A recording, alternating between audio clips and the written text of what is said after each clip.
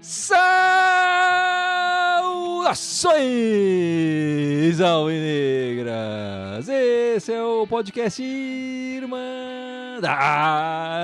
Corintiana, número 417. Eu sou o Guilherme, não teve golpe, eu tô aqui de volta com o Gibson, com a Ana e com a Júlia. E que história é essa aí de golpe, hein, Ana? Que é isso? Tá querendo... É um motim aqui na Irmandade que tava acontecendo, é isso? Eu ia golpear, mas eu ia entregar o poder pro Gibson.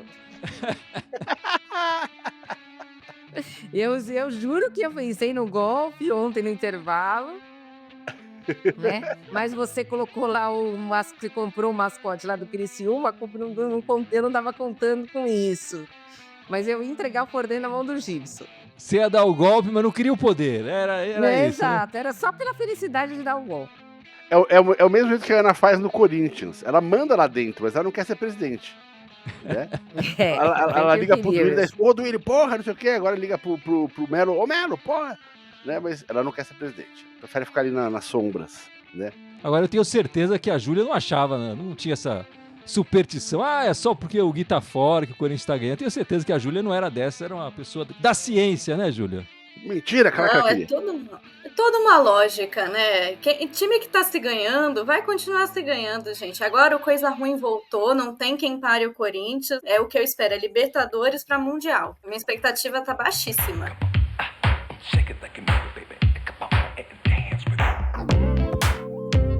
Tá certo então, meus amigos. Vamos falar do Coringão, né? Resultado da semana maravilhoso. Corinthians 4, Criciúma 2, depois de estar perdendo, né, de 2-0, o Corinthians vai lá e vira com gosto, né, vira com vontade, faz 4-2 no final ali com 2 gols do Yuri, 2 assistências do paraguaio Romero, que tá nessa renova ou não renova. Enfim, vamos começar falando dessa partida, dos destaques do jogo, da posição no campeonato. Enquanto isso, a Ana tá acompanhando aí o jogo do nosso adversário para saber como é que fica a nossa classificação do brasileiro e explicar como é que são esses caminhos nossos para Copa do Brasil, Libertadores e, enfim, falar da vaquinha da Gaviões, que saiu finalmente e tá rolando, quem doou, quem não doou, e quem não doou também não tem problema nenhum. E vamos lá, Ana, vamos falar dessa partida, então, começar do jogo de ontem. O que você gostou, o que você não gostou do jogo?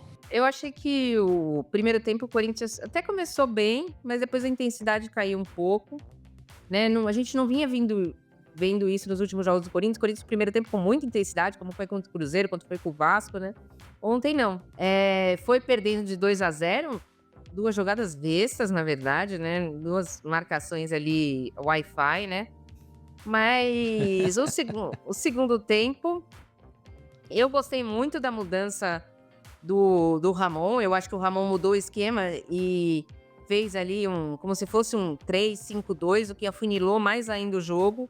Deixou o Criciúma lá atrás, né? E conseguimos também muito, graças à competência do nosso time, a fazer os gols. Porque a gente estava com muita dificuldade em jogar contra um time fechadinho, mas ontem não. O Criciúma até tentou se fechar, mas a gente conseguiu achar espaços, né? Mais uma vez mostrou o poder de reação, mais uma vez mostrou que o Corinthians está unido, mais uma vez mostrou a união do clube com a torcida, porque antes a gente não via, por exemplo, eu não sei o que aconteceu lá na torcida ainda, eu sei que foi um cara brigando com o outro, mas depois a polícia entrou e eu não sei exatamente detalhes, mas o time foi lá defender a torcida defende o time, a torcida defende o presidente, e eu acho que é um momento de união que o Corinthians está se mostrando, tirando a parte social do Corinthians. O resto, o futebol parece que está muito unido, o futebol masculino, né? Eu acho que a gente está vivendo um momento bom e o jogo refletiu isso. Tomamos 2-0 e conseguimos uma virada. Aliás, 2 viradas contra o Criciúma no mesmo ano. Não é nossa, mas é legal. É legal. E, na verdade, o pessoal lá do N7, o perfil do X lá, deu essa informação, né? É a primeira vez que o Corinthians vence 2 seguidas como visitante de virada no Campeonato Brasileiro, né? Que a gente já tinha feito a virada no jogo anterior como visitante contra o Vitória, né? Isso. E agora contra o Criciúma. E você, Júlia, como é que você viu essa partida de ontem contra o Criciúma lá? Pra mim, no momento em que o Corinthians tomou o segundo gol, eu falei, pronto, Voltou começo de 2024, de novo não, pelo amor de Deus. Eu, inclusive, estava estranhando um Corinthians até um pouco apático no começo do primeiro tempo. Não é à toa que tomou os 2 gols do Criciúma, né? A gente teve aquele intervalo, que para mim aquele intervalo foi uma virada de chave para o time e para a torcida. Algumas pessoas disseram que foi uma briga ali entre duas pessoas da torcida do Corinthians, outras pessoas disseram que foi brigas entre a organizada do Corinthians e a torcida do Criciúma, mas o que acontece foi mais um episódio de violência policial desnecessária, né? Se você presta atenção no vídeo, você vê que eles agem bem em cima de onde tinha um grupo de crianças reunidos, e aquilo é um perigo, né? E ainda soma com aquele episódio do mascote, completamente desnecessário, né? Mas você nota que o Corinthians entra diferente. Ele entra modificado, ele entra com intensidade. Aquele gol do Matheus Bidu, que é pra gente perdoar tudo que foi dito do Matheus Bidu na nossa vida. Eu queria dar o mérito pro Yuri Alberto, porque ele fez, de fato, 2 golaços que trouxeram resultado pra gente. Mas a assistência do Romero tem que falar um pouquinho mais, né? Eu vi pouca gente falando das 2 assistências do Romero. Romero assumiu um papel de liderança muito importante para o Corinthians. Eu espero que renove com ele para o ano que vem. Ele estava na frente na hora da briga, ele mostrou suas caras no jogo.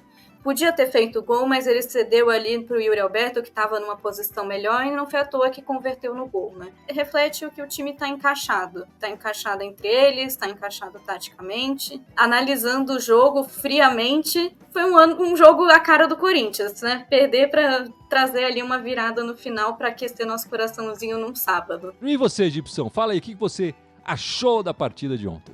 Cara, foi meio uma montanha-russa, assim, né? Começou a partida, estava bem na partida. Desperdiçamos ali umas 2, 3 chances claras de gol. Aí os caras acharam uma bola boa, fizeram o primeiro gol. O segundo gol dele saiu daquela bola que sai, dá aquela desviada e mata o goleiro, enfim. Terminou o primeiro tempo, todo mundo bolado, pé atrás, com aquela pulga atrás da orelha. Pô, 2-0 contra o Criciúma é foda, né? Tudo bem que até pouco tempo atrás a gente tava na zona de rebaixamento também, mas a gente acabou de deixar isso pra trás. Pô, uma bela sequência aí. Já tínhamos 6 vitórias com essa de ontem, que foi 7 na sequência. Só assim, enfim, a Júlia também falou em 7 vitórias. 7 vitórias de consequência no brasileiro, né? Porque no meio disso sim. A gente também teve um tropeço lá na Sul-Americana, mas só pra, não são 7 seguidas em todos os lugares. Sim, 7 no brasileiro. Não, é só pra deixar o... Porque até pouco tempo atrás, esse era o nosso problema. A gente ia bem nas Copas e tava indo mal no brasileiro. Né? Não conseguia fazer 2 vitórias sequer na sequência no brasileiro. Né? E agora fizemos 7, enfim. É uma mudança brutal de produção. Mas o fato é que, enfim, estamos numa sequência tão boa que conseguimos fazer o 3-2, o 4-2, 7ª vitória seguida, que é uma coisa que, se eu não me engano, a gente não faz desde 2011, né? Tinha lido em algum lugar. Isso. Né? E nos pontos corridos, e antes disso, acho que foi 99.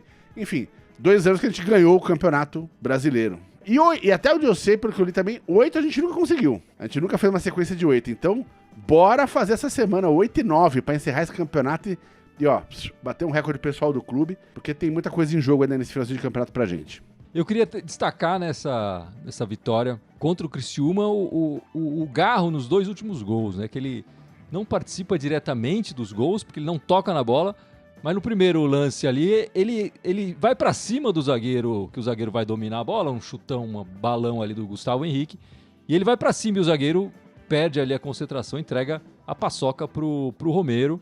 E no segundo gol ele faz um corta-luz ali, né? É um passe pra ele faz o corta-luz e a bola de novo sobra pro Romero levar até quase o gol e entregar pro Yuri Alberto.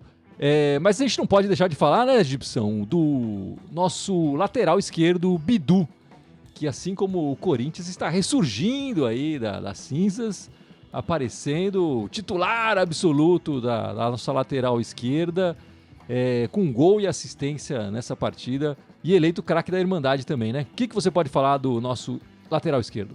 Olha, fora o gol e a assistência, ele fez uma bela partida, cara, né? Pô, marcou pra caramba, tava em cima, tava ajudando sempre no ataque. Ele virou uma peça importante no time, assim.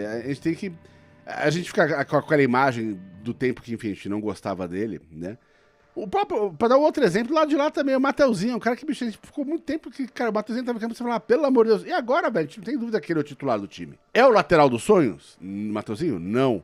Mas, pô, bicho, bem representado, cara. Ele entra com vontade, joga com vontade, sabe? Você vê que tá entrosado. E o Bidu, a mesma coisa, ele cresceu muito esse ano, cara, o Bidu. Pra gente isso é fenomenal. Porque se antes a gente ficava falando, pô, tem que caçar agora um titular, né, trazer de reforço.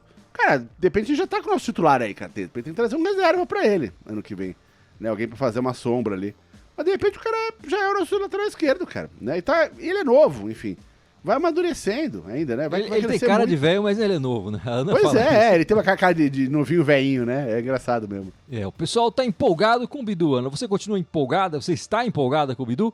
E a gente precisa de um novo lateral pro ano que vem ou não? O Gibson tá certo aí, é o Bidu e mais 10 no resto do time. Ele não falou isso, né? Mas... eu ia ficar quietinho aqui, mas não foi nada do que eu falei, mas tudo bem. Eu sempre fui muito crítica ao Bidu, já discuti até na Irmandade, porque pra mim o Bidu não podia ser o nosso lateral esquerdo, de jeito nenhum. Logicamente, não vou ser hipócrita, ele fez uma bela partida ontem, ele desafogou ali pelo lado esquerdo, principalmente era o que a gente estava precisando, tanto que o Corinthians estava jogando mais pelo lado esquerdo do que pelo lado direito. Pra mim, o Bidu fez uma ótima partida, até fazendo o time praticamente encaixou. E quando o time encaixa, até jogadores que são médios se encaixam da mesma maneira, e eu acho que é isso que aconteceu com o Bidu. Mas eu ainda gostaria de um outro lateral de peso na lateral esquerda. Significa que tem que execrar o Bidu? Não, ele pode ser reserva. Mesmo porque lateral é uma posição que se machuca muito, né?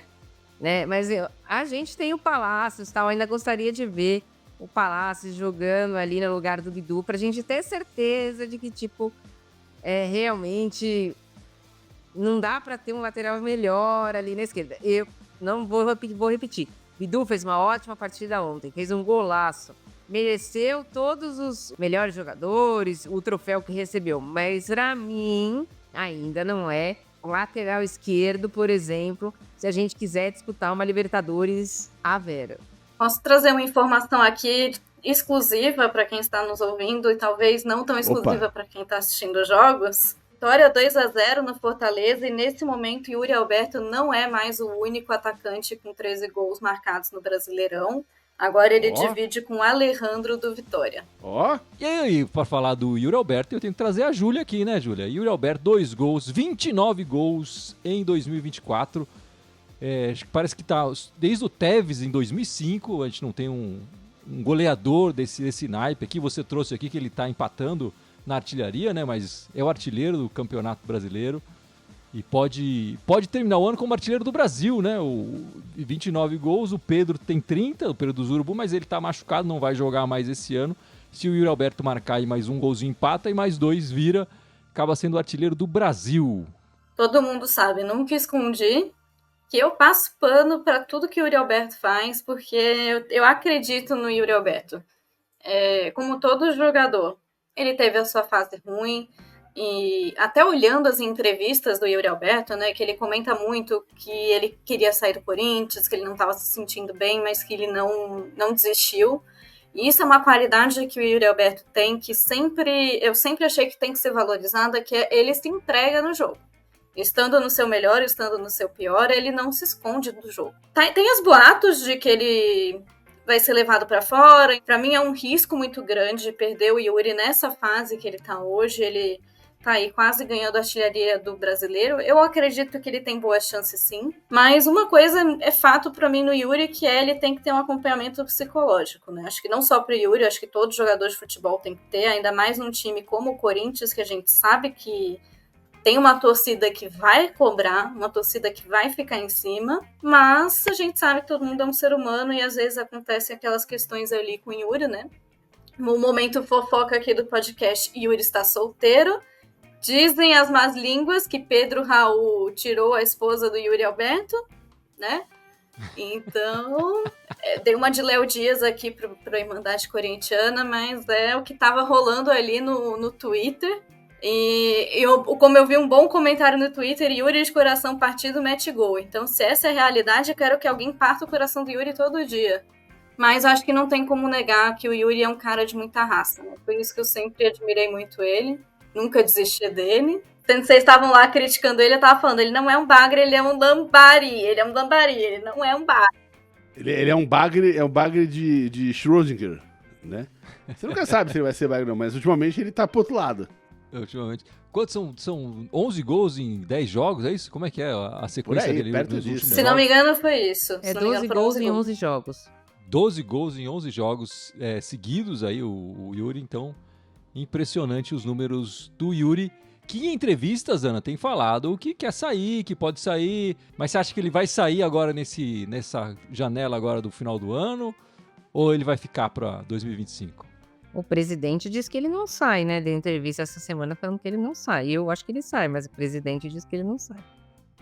O Augusto Melo falou que ele não sai, o que eu achei bom também, ele chegar e falar, não, peraí, tá falando que alguém tem que colocar ordem, né? Na gestão passada se o jogador quer sair, ninguém faz nada, era o contrário, né? O jogador é que manda na carreira dele, independente do que o clube quer, né, Ana? Agora o Augusto tá falando de uma forma diferente, se posicionando aí também, até para se for sair, que valorize a grana que o Corinthians vai receber, que é só metade, né? Porque a outra metade vai para a Rússia.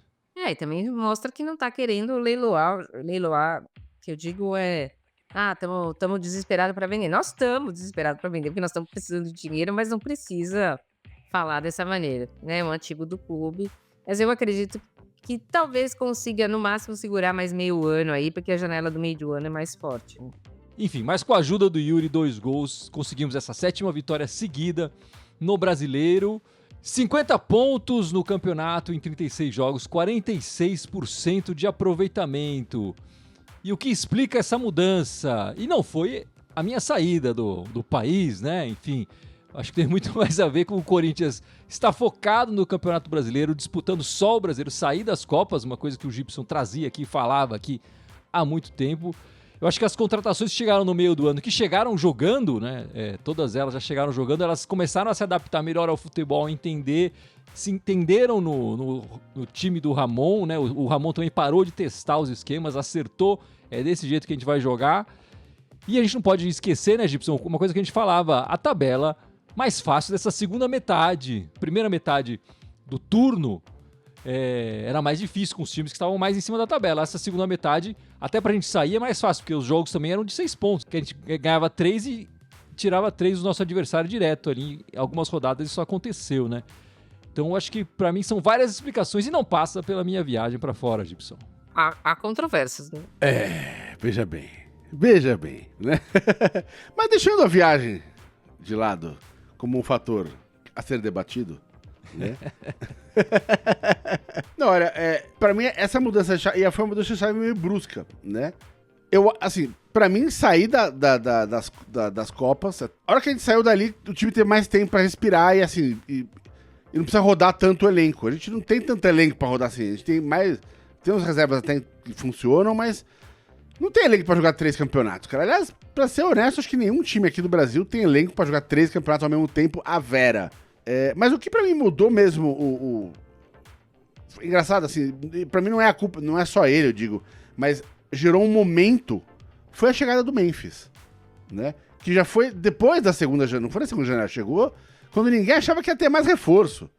Então falou, não, o time é esse até o fim do campeonato. De repente chegou o Memphis deu uma moral pro time, é um cara que chegou e agregou no time, ele chegou e rapidamente, se enturmou com a galera ali, gerou um momento no clube, conseguiu a primeira vitória, né? A segunda, a terceira foi no clássico sempre fortalece. Então, cara, assim, ganhar aquele terceiro jogo ali, acho que ali aquele terceiro jogo foi onde a chavinha mudou de verdade, porque a gente não conseguia nem ganhar 2 na sequência. Ganhar o terceiro, um clássico, e a chegada do meio, pra mim, esses foram as coisas mais determinantes pra... Tem outras coisas que a gente pode falar, tipo assim, o fato do Ramon finalmente desistir de qualquer 4-3-3 da vida, né, e 4-4-2 e ganhar o meio de campo.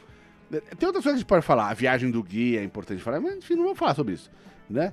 Mas pra mim, essas 2 coisas foram as mais importantes dessa virada de chave e espero que continue até nessas próximas 2 partidas dessa semana derradeira do Brasileiro. E Ana, como é que você explica essa mudança do Coringão disparada aí na tabela? Sem ser a sua viagem, que eu acho que tem muito a ver, mas Eu sou uma pessoa supersticiosa, eu declaro isso, eu não saio do mesmo lugar quando o Corinthians tá ganhando, já aconteceu isso várias vezes comigo. Eu por exemplo, quando comprei meu apartamento, o Corinthians não tava ganhando, naquela época o Corinthians tava ganhando, eu não assistia aos jogos aqui. Tipo, até uma vez que não teve gente, eu tive que assistir, o Corinthians ganhou, eu sosseguei. Mas eu acho que de tudo isso que o Gibson falou, eu acho também a saída das Copas deu tempo do time se estabilizar. É muita gente chegando junto, é técnico chegando junto, muita gente chegando junto. É muito difícil você montar um time, montar um esquema tendo que jogar a cada 3 dias. Então deu tempo do time se estabilizar. E eu acho que além da chegada do Memphis, que pra mim, o Memphis foi essencial naquela vitória do Atlético Paranaense, que foi a segunda, é a montagem do meio de campo como o Carrilho. Eu acho que o Corinthians não tinha esse jogador no meio de campo que dá uma sustentação pro Garro ali. O Breno Bidon é um excelente jogador, mas ele oscila. Ainda é um garoto, até né? pela idade. O Carrilho é muito experiente, Exatamente. O Coronado, outro excelente jogador, mas oscila ainda pela parte física que veio da Arábia, né? Eu não sei exatamente que país que veio, mas acho que é... Não, e a carreira inteira ele fez em times menores, em campeonatos mais fracos, né? Não foi só a última passagem dele na Arábia, né? Exato. O Carrilho não. O Carrilho tem força física, ele consegue atacar e defender ao mesmo tempo, ele consegue jogar de segundo volante, de terceiro homem de meio de campo. Então, tudo isso que o Gibson falou, pra mim, ainda tem a presença do Carrilho no meio de campo, que veio na mesma época do Memphis, né? Já depois da segunda... E que deu uma sustentação de que o Ramon não tinha ali pra montar o meio de campo. Porque se você montasse com Charles, ali ficava um pouco mais defensivo, né? O Carrilho agora não, consegue dar uma sustentação maior e consegue montar um meio de campo mais diferente. E só essa história do Memphis chegar depois da janela, a gente aprendeu que essa janela tem uma frestinha ali, né? O Fabinho Soldado sabia disso, aproveitou a frestinha e trouxe jogadores importantes aí pro Corinthians nessa remontagem aí. Sim, sim. Não é só... A gente fica de olho na janela, mas passa alguma coisa ali também. Não é só a janela que tem que estar aberta, não. Tem que estar de olho nas oportunidades. E você, Júlia, como é que você vê aí essa mudança? Qual foram os motivos dessa mudança do Coringão? Primeiro é o Fabinho Soldado, que esse homem merece um aumento por todas as contratações que ele conseguiu fazer. Eu acho que o que ele fez pelo Corinthians agora nessa reta final, trazer o Memphis, trazer o Carrilho, que são os outros 2 nomes, mudou a cara do Corinthians. É claro que o Memphis, uma estrela, né? O Memphis, ele é uma estrela. Outro dia eu vi um podcast, foi até meu pai que me enviou esse podcast, de 2 homens holandeses falando do Corinthians. Falando, olha, o Memphis Depay tá jogando agora no Brasil, num time do Corinthians. Eles até cometem uma gafe que falam que é um time do Rio de Janeiro, aí que se corrigem, falam, não, é de São Paulo. Porque senão ia ter problemas tudo aqui. No Brasil é o Rio de Janeiro, né, Júlia? Fala aí. Tudo é o Cristo Redentor, Maracanã. A capital do Brasil é o Rio de Janeiro. Exato. Mas isso não tirou um pouco ali do brilho da chegada do Carrilho, que na minha opinião é um jogador que trouxe outra cara pro Corinthians. Para mim o Carrilho, ele é um cara de muita experiência, ele também é um jogador de seleção, ele traz esse perfil de cabeça fria, né? E a gente tem o fator Rodrigo Garro também, eu queria adicionar esse seu nome, que é o Rodrigo Garro, mas quando esses jogadores eles se encontram, eles mudam o time. Eles mudam a cara do time e motivam os outros jogadores. Então, assim, eu acho que o Corinthians mudou muito com a chegada de todos esses, Memphis, Carrilho e Garro. E quem trouxe eles, Fabinho Soldado, o maior responsável por essa mudança na cara do Corinthians. Então, deixem esse homem trabalhar para 2025, que eu acho que ele vai trazer mais reforços, né? A meta é a gente ter um banco que seja tão bom quanto o nosso time titular. Um banco que a gente não tenha medo de, putz, vai entrar um Pedro Raul. Putz, vai entrar o Héctor Hernandes, né? Então, para mim, o grande nome dessa virada de chave do Corinthians é o Fabinho Soldado. Bom, com o resultado dessa semana, o Ramon chega em 56% de aproveitamento geral, né? No Brasileiro, são 63% de aproveitamento dos pontos e coloca ele na terceira posição nos aproveitamentos dos pontos corridos, né? De campeonato de pontos corridos, atrás apenas do Márcio Bittencourt, com 71%, e do Antônio Lopes, com 64%. Curiosamente, os 2 treinadores de 2005, né? Do campeonato de 2005, E o Ramon está com 63%. Caso ganhe as próximas 2 partidas, vai passar o Antônio Lopes. Pensando nisso, o Corinthians já começa a vislumbrar um caminho para a Copa do Brasil e para a Copa Libertadores também do ano que vem. Ana, o que precisa acontecer para o Corinthians estar na Copa do Brasil no ano que vem? Vamos só relembrar, né, que há 2 meses atrás o Corinthians tinha 0,04% de chance de estar na Copa do Brasil pelo Brasileirão. Não tinha outra saída, tinha que ser pelo Brasileirão, e era 0,04%. Passando disso, nós vamos hoje considerar somente Copa do Brasil, tá? O que o Corinthians precisa fazer para ir para a Sul-Americana e Copa do Brasil? Ele tem que ficar em 9º lugar. Ele não iria para Libertadores, para pré-Libertadores, iria somente para a Copa do Brasil. Para depender só dele, ele precisa fazer 2 pontos. Tranquilo. 2 empates nos próximos 2 jogos. 2 empates. Ou uma vitória. Ou uma vitória. Acabou. Tá na Copa do Brasil. Né? Fez 1 ponto só.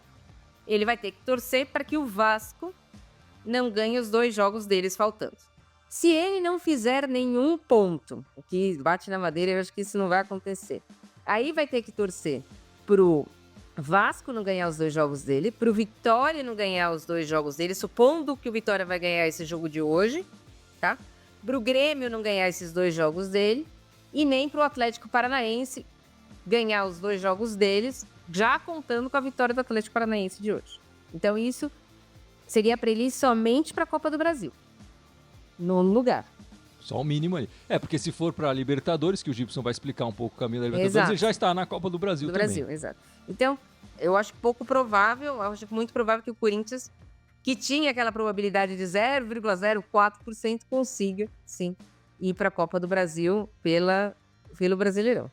Agora já são, sei lá, não fiz a porcentagem, mas para mim o que você falou aí é 99% de chance do Corinthians estar na Copa do Brasil no ano que vem, né? E Gibson, e qual é o nosso caminho para chegar na Libertadores do ano que vem?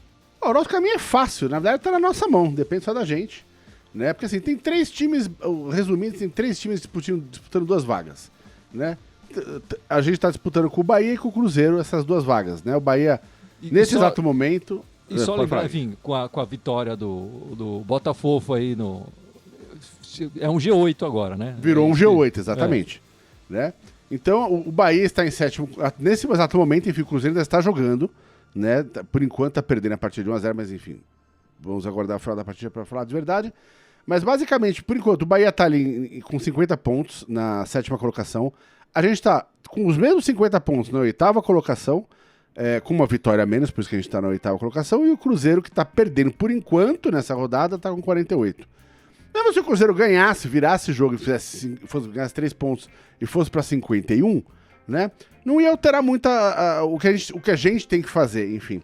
Porque pra gente tanto faz ficar em 7º ou em 8º, assim, a gente vai pegar uma vaga na pré-Libertadores da mesma maneira.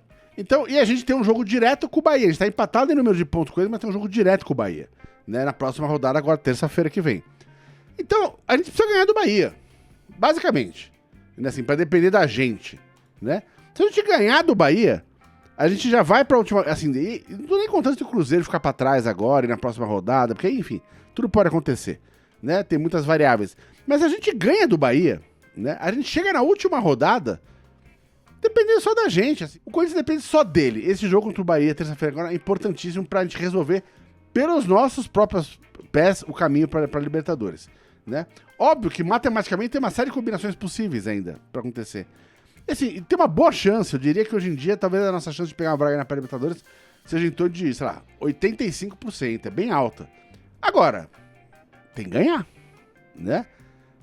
E felizmente a gente tem feito isso nas últimas 7 rodadas, mas sabe aquela coisa, tipo, né, eu não gosto de brincar com Lady Murphy, cara, Lady Murphy é foda, né? Então ganha 7, aí o jogo que é importante que o Bahia vai lá e... Não, velho, vamos lá e vamos ganhar esse jogo. Enfim, agora vamos deixar o futebol de lado e falar da parte social do Corinthians, que é onde está o problema, né? No campo a gente está risos e elogios, e fora do campo tem essa história do impeachment aí rondando. A votação do impeachment foi adiada, né? Seria na quinta-feira, foi adiada para segunda-feira agora. Estamos gravando esse podcast no domingo, então será amanhã, talvez você esteja escutando esse podcast, já tenha acontecido. Se aprovado o impeachment, o Augusto Melo é afastado na hora, mas ainda pode voltar, porque depende da votação dos todos os sócios, né? Essa votação agora é dos conselheiros, e depois tem uma votação que deve, se acontecer esse impeachment agora, esse afastamento agora, melhor dizendo, né? A votação dos sócios deve ficar para janeiro, né? E aí a gente vai ficar sem o presidente num momento importante do ano, que é o momento de definição de 2025, né? Quem fica, quem sai, quem contrata, quem não contrata. Nesse período de um mês e pouco, quem assume é o Osmar Stabile, que também já foi candidato à presidência algumas vezes, não ganhou. E tá todo mundo, ninguém sabe muito bem como é que ele vai se comportar, se ele vai ser alguém que vai estar escutando o Augusto Melo, simples, em caso de afastamento, ou se ele vai, não, agora é minha vez, eu que mando aqui, e jogar tudo pro alto, né? Ninguém sabe o que vai acontecer. A torcida tem se manifestado muito forte contra o impeachment, né? A favor do Augusto Melo. Os jogadores idem, a gente trouxe aqui, né? O Gibson falou aqui bastante no podcast anterior. E no meio disso tudo, o presidente do CORE ainda que está definindo esse afastamento ou não, declara que o time não é da torcida, o time é dos conselheiros e tal. Enfim, Ana, essa parte social mostrando a sua cara, né? Mostrando que não tá nem aí pra torcida e pro clube de verdade, né? E pra mim o mais grave é não tá nem aí nem pra legislação, porque qual é as provas que ele tem? Quais são as provas que eles têm? Como é que você vai pedir o impeachment de alguém só porque você não vai com a fuça do cara? Se tivesse sido provado de que ele foi, sim, corrupto, que ele sim lesou o Corinthians, poderia ser feito um impeachment a qualquer tempo. Mas, pelo que eu vi, não tem provas. É simplesmente para tentar tumultuar o time do Corinthians. Sendo que há anos, quem leva nas costas o social é o futebol. Então é uma falta de respeito com tudo. Né? Só porque você não vai com a cara do Augusto, porque você não apoiou o Augusto, você simplesmente vai lá e vai tirar o cara, não importa se isso faz sentido ou não. Isso não é democracia. Né? Democracia é você ir lá e na próxima eleição, já que você perdeu essa, tentar ganhar outra. Simplesmente porque você não vai com a cara do cara, tentar tirar de uma maneira escusa, isso tá errado. Eu acho que é muito por isso também que a torcida tá contra. Porque não existe provas. Se daqui 2 meses, em janeiro, nós chegamos aqui e falar, em fevereiro, ficou provado de que o Augusto é culpado da Vai de Bet, a gente pode estar sendo campeão paulista, que ele tem que ser afastado. Agora, sem provas, isso pra mim não existe. Pra quem acompanha assim, minimamente a vida política ali dentro do Corinthians, fica claro que é só uma crocodilagem isso daí, né? E assim, esse julgamento de impeachment é pelo caso da Vai de Bet, né? Não é... Porque saiu agora, o próprio Juca Kfouri publicou lá, né, um relatório falando de uma coisa que tinha que ter mostrado não sei aprovação de contas, né, do ano e tudo mais. Enfim, aí tinha que ter publicado o relatório, não publicou o relatório. Cara, tirar o cara dali porque tinha que ter publicado um relatório, não publicou um relatório, sabe? Então é claramente uma vingancinha ali, tipo... Então, só que assim, quando eles abriram esse processo, né, o Augusto Melo estava num momento muito mais frágil dentro do clube, né? E agora virou, né? Ele conseguiu virar o time, conseguiu, enfim, tá no momento com apoio de todo mundo, né? Então, assim, eu acho que isso só vai ficar feio, né? Eu acho que no resultado final eles não vão conseguir. Se conseguirem votos dentre os conselheiros para afastar, eu duvido que vão ter votos no geral depois do clube. Mas, enfim, é só uma tentativa mesquinha. E aí já estão falando, já estão abrindo um outro processo de impeachment, sabe? Vão ficar, bicho, o mandato inteiro do cara fazendo isso. Eles não sabem ser oposição, eles foram tanto tempo situação, que eles não sabem ser oposição. A oposição pode tentar derrubar quem tá no poder, né? E não, sei lá, cobrar o cara quando tem que ser cobrado, mas, quando o cara acerta, vai junto, porque isso é bom pro clube. Não tem essa, né? Então fica evidente que é só uma manobra política daquelas bem rasas mesmo, o que mostra, ainda mais com a declaração daquele idiota, daquele cara, né, falando que o Corinthians pertence ao teu rabo, meu filho. Acorda pra vida, cara. Acorda pra vida, porque você fala uma merda dessa, um dia desse Gaviões invade essa merda aí, eu quero ver, né? Aí você vai descobrir de quem que é o time. O clube não é dele não, meu irmão. Né? Aliás, como disse o fundador do Corinthians, é o clube do povo. Não é? O clube não é de ninguém. Então, bicho, para de olhar pro próprio umbiguinho e, se liga. Só para dar o nome do sujeito, né? O presidente do CORE, do Corinthians, enfim, deveria fiscalizar, Miguel Marques e Silva falou essa besteira. É esse que apareceu com a capacete, com o símbolo do Palmeiras? Exatamente. Esse é mesmo. Ele que tem que ser expulso, né? Esse mesmo. E, Júlia, você quer falar do impeachment? Possível impeachment? Além de tudo que foi falado aqui, né, a renovação e transparência, tudo que eles não são é uma renovação e uma transparência. Para mim é muito claro que o que eles querem aqui é um jogo de poder, eles não têm nada contra o Augusto Melo. De novo, não que o Augusto Melo seja santo, não que eu adore o Augusto Melo, tenho meus pontos aqui, mas foi uma democracia. E o exercício da democracia tem que ser levado muito a sério, ele tem que ser uma prioridade, ainda mais num time que foi criado às bases de uma democracia. O que a transparência e renovação e transparência está fazendo, que Sanches, do Willio, toda essa corja está fazendo, é zombar da história do nosso clube, um clube que, desde o seu princípio, foi criado pelo povo, que traz nessa tradição de ser o time do povo, de ser um time que abraça a todos. No momento em que esse infeliz desse Miguel fala isso, de que o time não é do povo, é do sócio, beleza, meu querido, como o Gibson bem falou, no momento que a Gaviões invadir, eu quero ver tu segurar esse teu discurso. Mas você falar isso para um time que tem uma tradição como o Corinthians é rir da cara da torcida. E não é à toa que a gente é uma das... Eu vou ignorar aquela história de que o Flamengo é a maior torcida do Brasil, vou falar que a gente é a maior torcida do Brasil. Porque para mim o Flamengo não é nem de longe a maior torcida do Brasil. Acho que isso eu não consigo entender assim a lógica deles do se não puder ajudar, atrapalhe. Para mim esse impeachment é sim um golpe. De novo, reforçando, não que eu goste do Augusto Melo, tenho minhas ressalvas ali com o Augusto Melo, mas não deu nenhum ano dele no poder. Então, se ele for comprovado culpado, quando aparecerem e se houverem provas, eu vou ser a primeira a falar impeachment no Augusto Melo. Enquanto não há provas, enquanto não foi nem debatido na justiça esse processo, então não tem por que estar fazendo esse circo todo em cima de uma coisa que é só especulação. Mas assim, eu não me engano. Eu acho que se fosse o contrário, e o Augusto Melo estivesse na oposição, ele estaria assinando um impeachment do que seria, quem fosse o presidente e tal.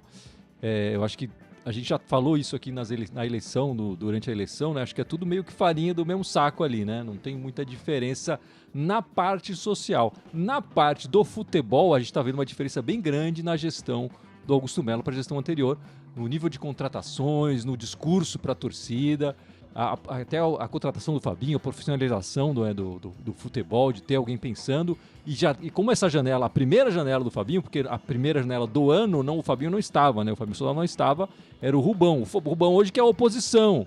E que ele que fez contratações esquisitas ali também. Mas enfim, a do Fabinho, que foi ótima, a gente já viu a mudança que foi.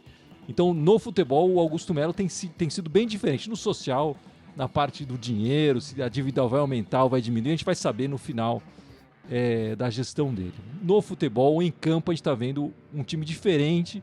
A gente está falando dessa ligação entre a torcida e o time, que está cada vez maior, a gente está sentindo isso. E essa desconexão entre a torcida e a diretoria era o que eu falava muito da administração do Duílio Bundão, quando ele trouxe aquela série de treinadores desgraçados e ruins e fracos e que não deveriam pisar no Corinthians, mas ele trouxe todos eles no ano passado, enfim, e eu falava disso, essa desconexão. E esse impeachment é mais um motivo, é mais uma prova dessa desconexão entre o que acontece no social e o que acontece no futebol, no campo, né? E esse processo todo só está tornando o Augusto Melo, que era uma figura, sei lá, um chuchu, assim, pra torcida. Vai esse porque a gente não quer os outros. Era meio isso que a torcida tava, né? E agora a torcida falando, chamando, enfim, ao lado do Augusto Melo. Ele está se tornando uma figura maior no Corinthians, justamente por essa oposição burra que está sendo feita contra ele, né? Mas deixando a política de lado, essa semana aconteceu tanta coisa, né? É impressionante o Corinthians como tem, né? A gente fechou finalmente, Ana, a contratação do Hugo Souza, o Neneca, que é nosso. Nosso, mais ou menos, né? 60% é nosso, 40% ainda é do time dos Urubus, o pagamento foi à vista, né? Estavam fazendo frescura lá de aceitar condições e tal. Foi lá e pagou à vista o Neneca, que mudou um pouco a nossa história do... A gente falou do Mendes, falou de outros jogadores aqui, mas o Neneca também mudou a história do time no ano, né? Ah, com certeza, né? Esse foi eu acho que foi um dos grandes achados, assim, né? Porque, vamos falar a verdade, que ele chegou com muita desconfiança, né? Acho que só o Fabinho Soldado e a mãe do Hugo acreditavam no Hugo quando ele chegou no Corinthians. Porque a gente tinha aquela imagem dele no Flamengo, e ele tinha ido pro time lá de Portugal, tinha sido rebaixado. Ele teve coragem também. Não é fácil você vir para um Corinthians na zona do rebaixamento. Sendo que acabou de ter vários tumultos com goleiros, principalmente com o Cássio, né, que foi o titular durante anos, ídolo da Fiel. A gente vê, por exemplo, outros times aqui de São Paulo, quanto demorou para conseguir, nem sei se conseguiu achar ainda, um goleiro para substituir o grande ídolo lá. E a gente tinha essa mesma função num ano tumultuadíssimo, mas é um jogador que se identificou rapidamente com a torcida. Para mim, é um dos responsáveis pela identificação da torcida com o elenco. Para mim, mudou ali a relação do Corinthians, mudou o como se enxergava o goleiro. Foi uma grande escolha. A gente vai ficar nessa corda bamba sempre, porque tem 40%, né? Mas quem sabe dá para ir comprando aos poucos aí, para ele ser totalmente do Corinthians. E que eu acho que logo mais vai vir gente querendo atrás dele, sim. Olha, eu já tava numa situação que se não pagasse o Hugo, eu ia criar uma vaquinha aqui pra gente pagar o Hugo, porque, como a Ana bem falou, ele foi um achado. Foi um achado no momento de necessidade, né? Foi um ano que a gente sofreu muito com a questão... O que a gente não sofreu nesse ano, mas aquele grande momento da saída do Cássio, uma saída esquisita, né? Não teve nem despedida para o Cássio, ficou aquele clima meio agridoce. Tinha ali o mercenário Miguel, né?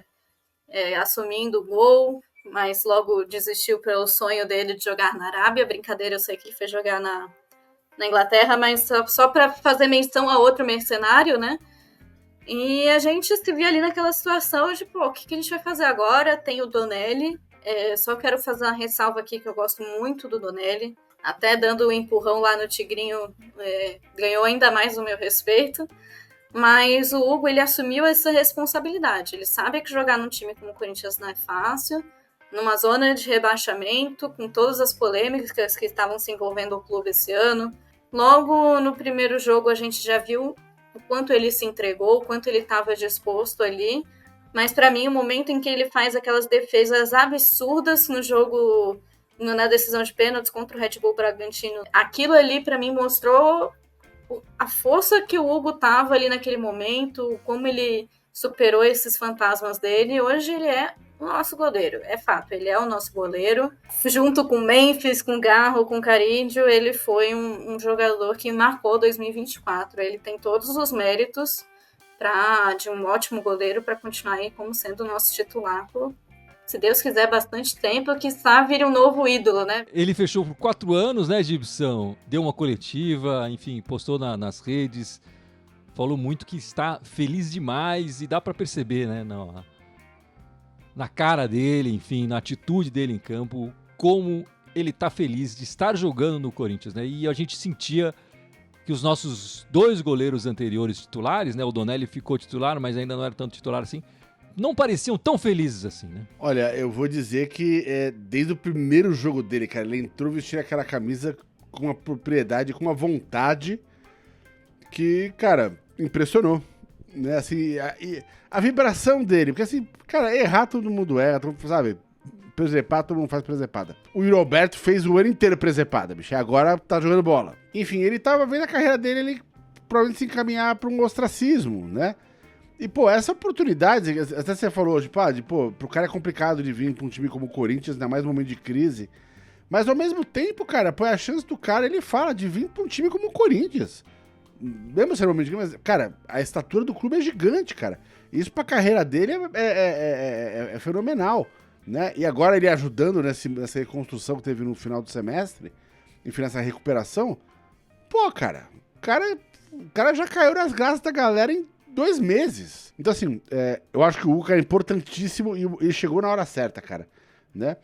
Eu digo mais, acho que se a gente tivesse com o Cássio no gol, a gente não estaria onde tá agora. Então foi um ponto de virada nesse time. Ainda bem que agora ele já é nosso mesmo, né? Que se dane os urubus lá. Quem mandou perder o cara. Agora é nosso. Dançaram. E não é à toa que ele é capitão, né? Foi capitão no jogo agora do Criciúma, foi capitão em alguns dos outros jogos, né? Ele tem essa identificação com o clube absurda, assim.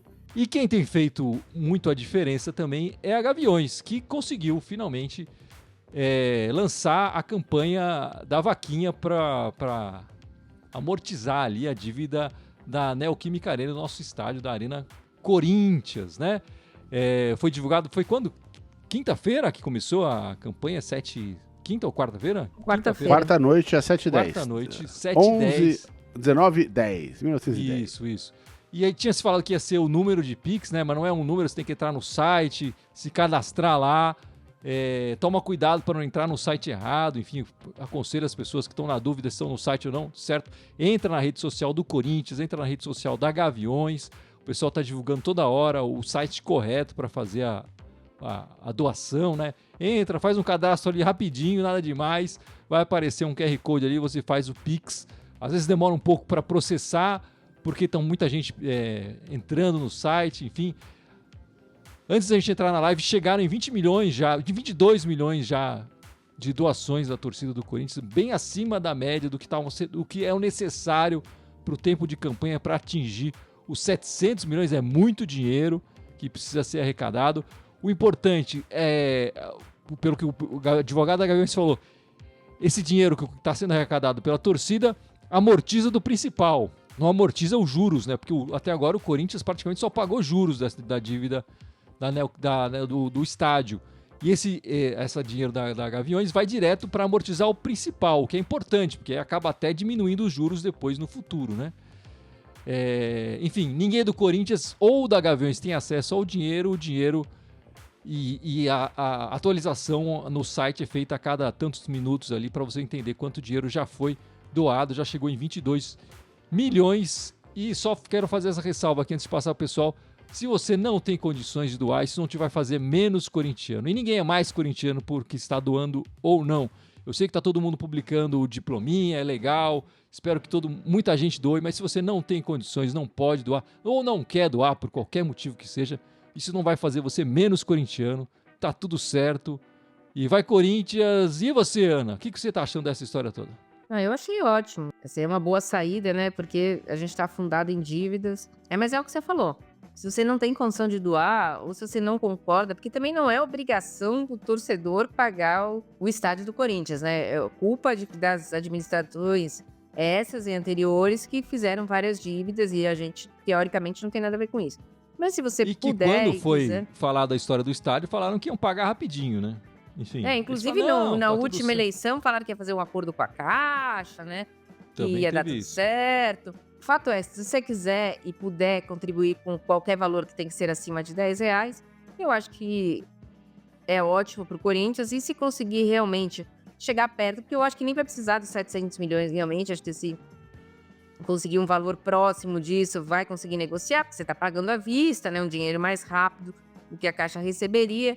Então, vai ajudar muito o Corinthians. E o Corinthians, quando conseguindo receber as rendas dos jogos, então, que está sempre lotado o Corinthians, ou Arena Corinthians, vai ajudar ainda mais. Eu achei muito boa ideia, eu não sou contra. E quem puder ajudar com qualquer valor aí, ajude para a gente conseguir ter um Corinthians mais forte. E você, Gibson, você que é o economista aqui da Irmandade Corintiana, sabe tudo.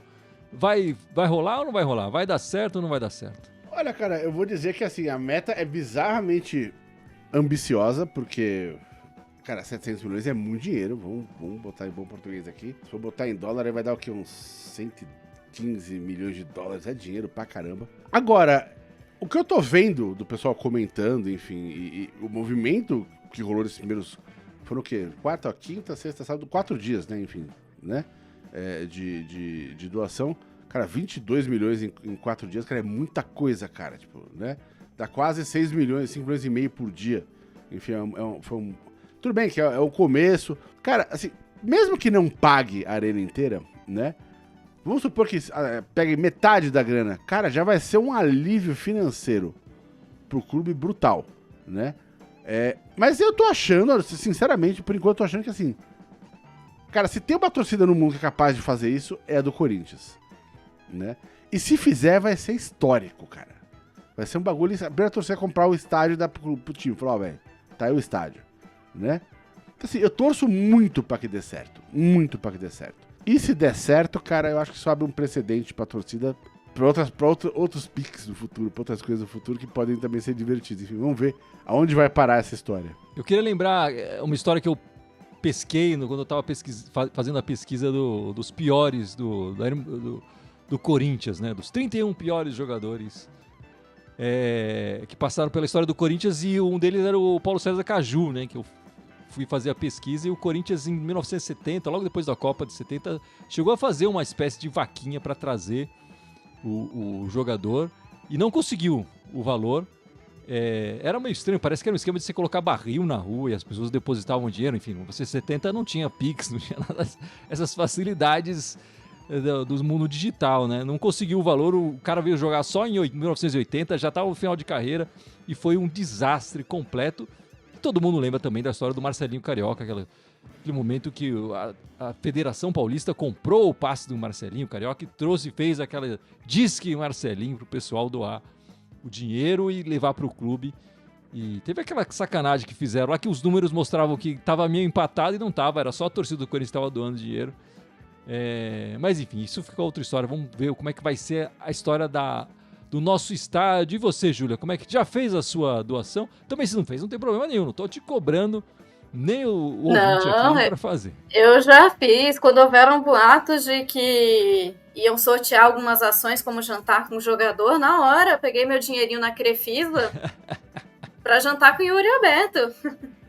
Brincadeiras à parte, já fiz o meu Pix, sim. Acho importante sempre reforçar quem não pode nesse momento, como o Gui bem falou, não vai te fazer menos corintiano. Acho que é muito importante para quem está nos escutando ao vivo, quem vai estar nos escutando futuramente, ir nas fontes confiáveis, não cair em link de WhatsApp. Mas para mim é uma ideia espetacular, eu acho que é algo que só mostra a força do Corinthians, e concordo com o Gibson, se o Corinthians conseguir isso, é algo que vai entrar para a história do futebol, né?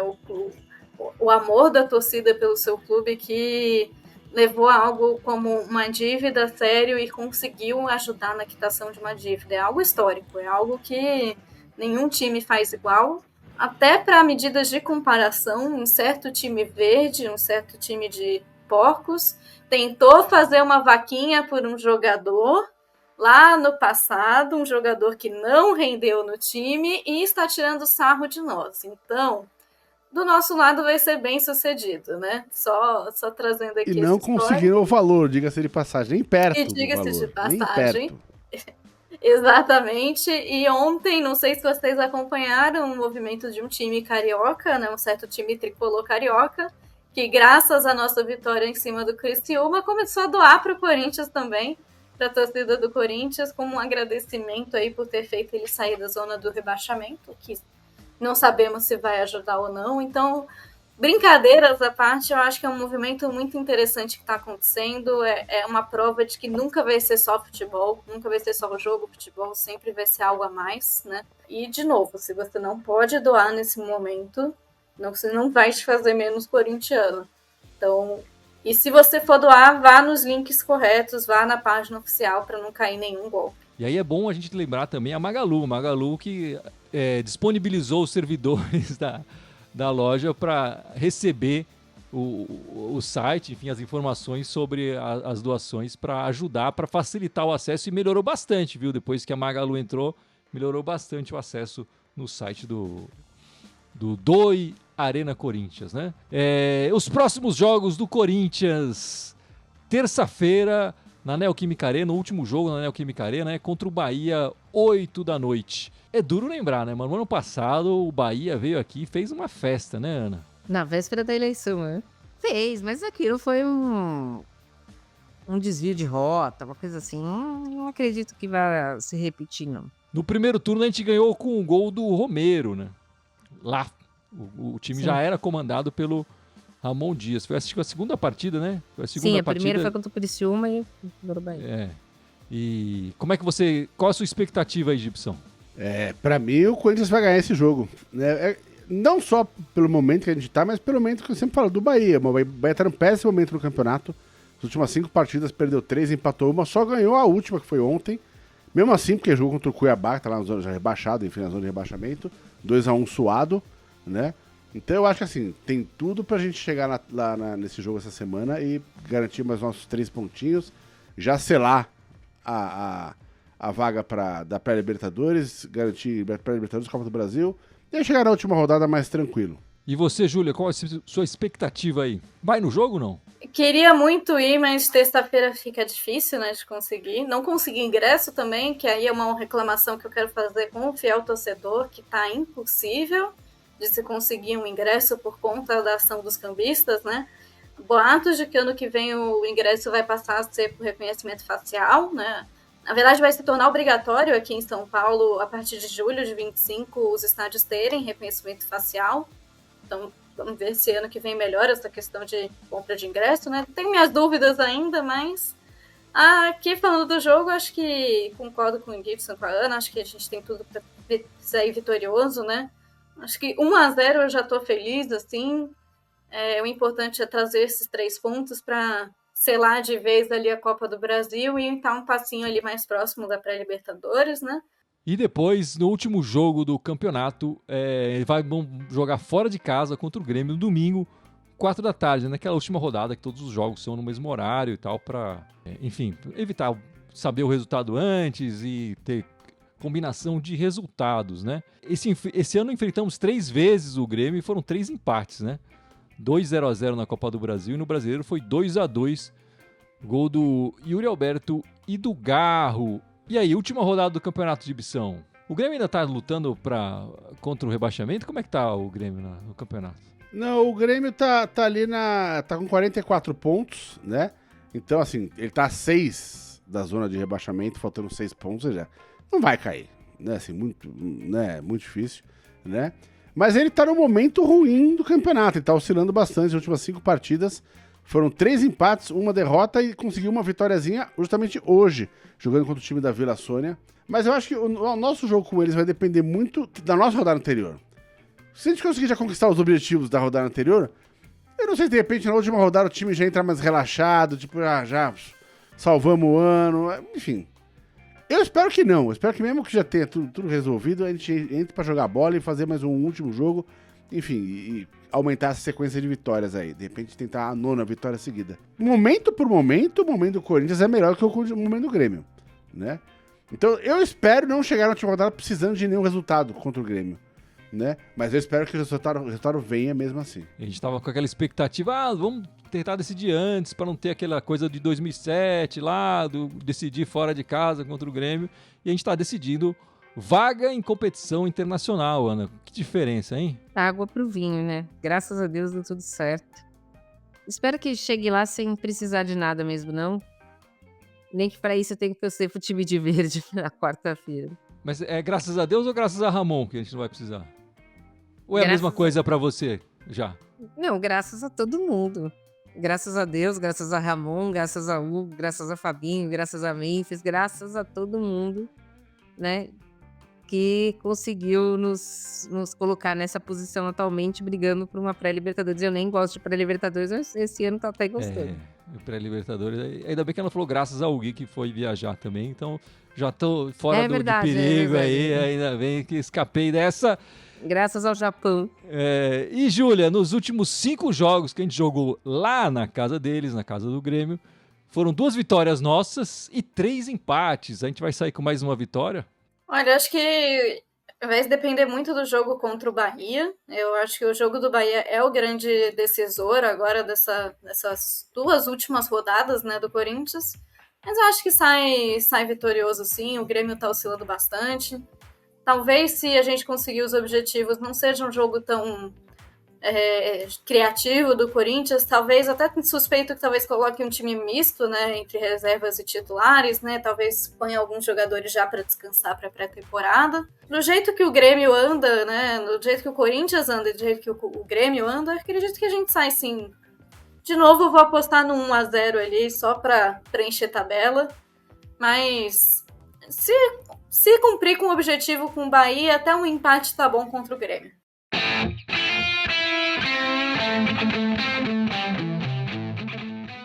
Então é isso, meus amigos. Vamos encerrando esta live, encerrando este podcast 417. Mas não sei antes, o meu amigo Gibson lembrar as nossas redes, certo? Bora, vamos lá. Estamos ao vivo somente no YouTube, mas temos também o Instagram, o Facebook, o Twitter, ou X, como você quiser chamar, Blue Sky, SoundCloud, Deezer, Spotify, Telegram, TikTok. Todos eles Irmandade Corintiana com TH, só no Twitter ou X, ou ir no Blue Sky, que é Irmandade Timão. O resto tudo Irmandade Corintiana com TH, escrevam certo, pelo amor de Deus. Então é isso, Ana. Posso ficar no Brasil? Até terça-feira pode. Vamos ver. Você tá num período probatório ainda. Exato. Não, mas se quiser me mandar viajar de novo, não tem problema nenhum. Pagando a minha viagem, eu vou fácil. Próxima vaquinha aí é a viagem do Gui. Saber pra onde a gente vai te mandar, né? Pra Ucrânia. É tudo Rússia agora, Gibson. É tudo Rússia agora. Vamos abrir uma vaquinha no nome do Gui. E só lembrando, o recado final que eu quero dar é: o jogo de ontem mostrou que não é pra jogar no Tigrinho e sim pra doar na Neoquímica Arena. Esse é o recado final. E com essa, então, vamos encerrando este podcast 417. E lembrando, semana que vem estaremos de volta, domingo, 7 da noite, para falar do final da rodada final do Campeonato Brasileiro e de como vai ser o nosso 2025. Muito obrigado a todos. Até a semana que vem. Vai, Corinthians!